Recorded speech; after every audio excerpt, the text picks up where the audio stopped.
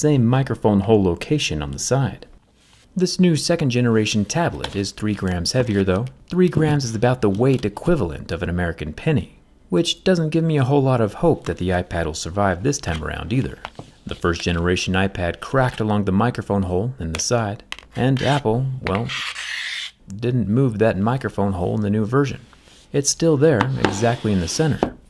About 17 million people watched my last video. I guess Apple just wasn't one of them. They probably forgot to subscribe or something. The Apple Pencil docking station was another weak point, which is also still in the exact same location.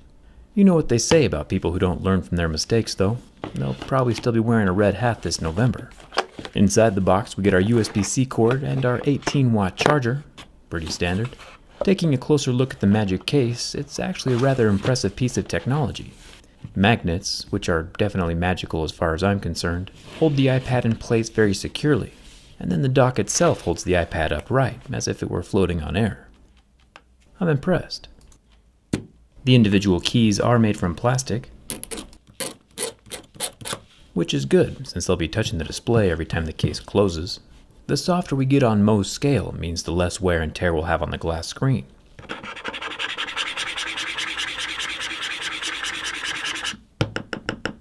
The palm rests have more of a rubber coating, and the trackpad is unscratched. Speaking of the Mohs scale of hardness, let's take a closer look at the screen. The top surface is incredibly thin. You can see the display underneath distort a little bit as I press down with my tools. A plastic screen would scratch at level 2 or 3, glass would scratch at a 5 or 6, and sapphire should start scratching at a level 8 or 9. And judging by the scratches we see at a level 6, with deeper grooves at a level 7, the 11-inch iPad Pro screen is made from glass. Thin glass, but still glass. There is a 7-megapixel front-facing selfie camera, also protected under that same slab. Making our way to the right side of the tablet,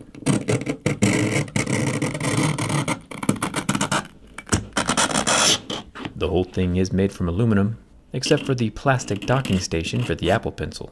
The plastic allows the pencil to charge, and the built-in magnets on the side are what hold the Apple Pencil in place. Down at the bottom of the iPad we have more metal, along with the dual bottom speakers and USB-C charging port. The left side is empty, except for the fatal microphone hole, just chilling there like the exhaust port on the Death Star. The top has 2 more speaker slots, 2 microphones, and a metal power button. All of the buttons on the iPad Pro are made from metal. The little golden circles on the back are for transmitting power and information between the dock attachments. The cameras over here on the back are rather interesting. There are 2 main cameras this time around, a 12-megapixel normal camera and a 10-megapixel ultra-wide camera, joined off to the side with a 3D LiDAR depth sensing camera.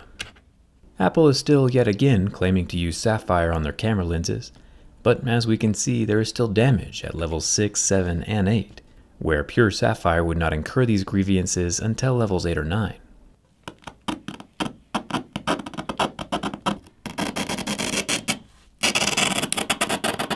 Apple does like to call this a laptop replacement.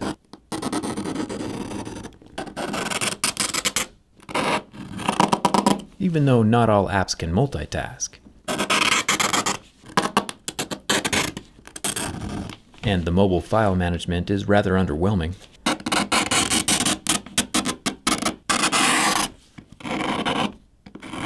It does now allow for third-party mouse and keyboards to connect though, which is a step in the right direction, and pretty cool.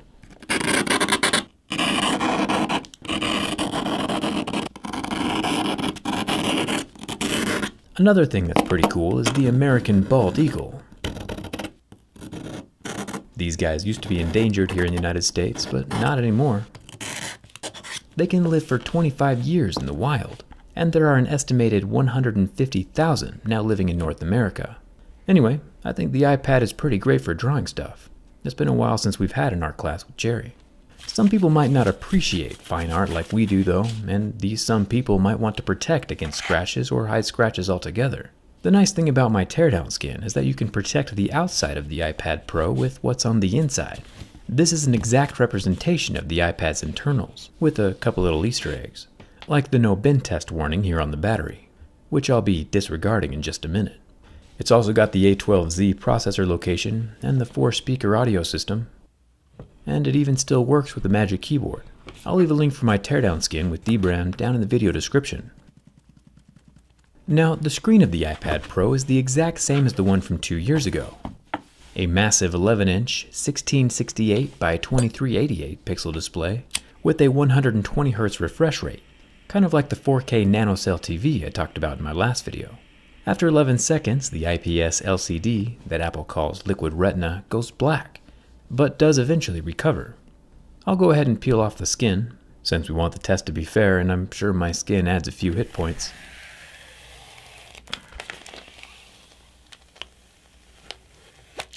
There's our bald eagle again. America. We'll start by bending the second generation iPad Pro inside the Magic Keyboard case, just to see what kind of structural protection it offers. This case weighs twice as much as the iPad itself, tripling the iPad's overall weight when it's attached. And it already feels more sturdy. When bending from the back and the front, the iPad inside its Magic case is solid and very well protected in a cocoon of comfort.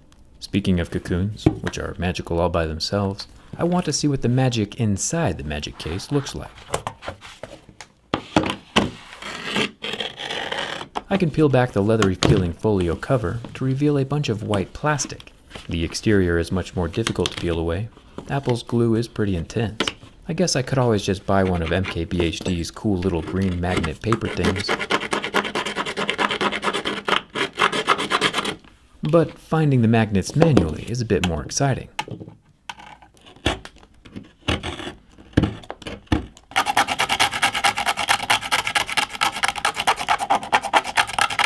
It's interesting to see that the magnets in the case are actually tiny little squares instead of one big magnet. They are all laid out in the 4 corners of the case and all work together to hold the iPad in place. Kinda cool. The keys on the keyboard are made from scissor switches, and do have travel and click to them. No complaints here. But what happens when the 2020 iPad Pro is removed from its protective case? Can it withstand a backpack or maybe someone accidentally sitting on it? Even our swooping eagle probably can't protect the iPad from its own little microphone hole. It really is in the worst spot. The design flaw is still a design flaw. Who would have thought? With just one bend, the iPad Pro 2nd generation also snaps in half, just like the first one, probably because Apple changed nothing. To be fair though, the iPad Pro does cost less than an iPhone, with 4 times the real estate. So durability just probably isn't one of Apple's main focuses with this thing. At least now we know it is fragile though, and we can take the necessary steps to protect it. You're probably asking, hey Jerry, did you make this entire video just so the eagle would flap its wings? Maybe. The liquid crystals are going nuts inside of the screen as I flex it back. It looks pretty cool. The aluminum of the iPad is soft and wavy.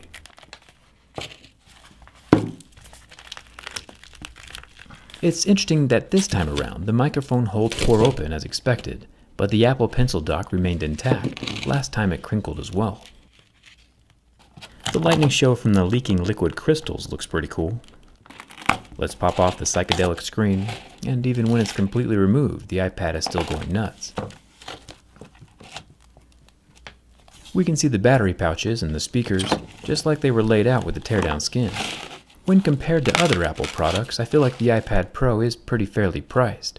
I had hoped that they would make it more durable this time around, but inexpensive cases do exist, and in this particular instance, I would highly recommend getting one. Not necessarily the $300 Magic case, but it is nice to know that the Magic can hold its own. Do you think it's important for the iPad Pro to be durable? Let me know down in the comments.